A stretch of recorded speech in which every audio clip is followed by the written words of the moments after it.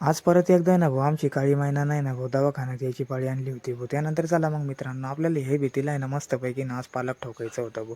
त्याच्यानंतर हे होतं राजा आणि राणी हे पालक ठोकायचं मटेरियल आहे भाऊ. त्यानंतर मग काय भाऊ आम्ही हे भीतीला आहे ना मस्तपैकी अड्डे बिड्डे पाडून आहे ना बल्ल्या बिल्ल्या उभ्या करून देतो आणि पहिला टप्पा आहे ना मस्तपैकी ना कंप्लीट करून घेतो भाऊ. आणि दुसऱ्या पण टप्प्याला आहे ना आपण लागून जातो भाऊ अड्डा मारण्यासाठी. त्यानंतर आहे ना दुसरा पण टप्पा आहे ना मस्तपैकी आपण कंप्लीट आहे ना करून घेतो भाऊ मित्रांनो. त्यानंतर आहे ना हे बघा मग हे आमचं पालक बांधणं आहे ना काम पूर्ण कंप्लीट झालेलं होतं मित्रांनो. असंच हाईटवर आम्हाला काम करावं लागतं. मग हे काय दुसऱ्या दिवशी आमचे मिस्त्री नाही 2 मिस्त्रींनी एवढी भीत उतरून घेतली होती आणि खालचा पाटा राहिला होता भाऊ.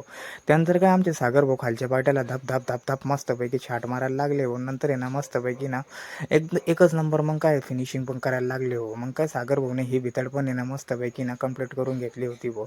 कसं काय आली मित्रांनो हरी गार भितड आली होती भाऊ एक नंबर. त्यानंतर मग काय भाऊ आमची काळी मैनाला ना आम्ही दवाखान्यात नेलं होतं भाऊ. कारण की पहिले पण खूप दवाखाने केलेले होते भाऊ. पुढच्या पायात आहे ना थोडा फ्रॅक्चरपणा गेला होता भाऊ. त्यानंतर मग काय आम्ही गेलो हे नूरसिंह वेल्डिंग कंपनीमध्ये भाऊ. त्यानंतर मग काय भाऊ इथं आपली गाडी बिडी लावून टाकली दवाखान्यामध्ये. त्यानंतर मग काय डॉक्टर साहेब आले. डॉक्टर साहेबाला म्हटलं भाऊ इथं समोरचं पाय आहे ना पहिले पण खूप दवाखाने केले म्हटलं पण हिला काही फरकच पडत नाही भाऊ.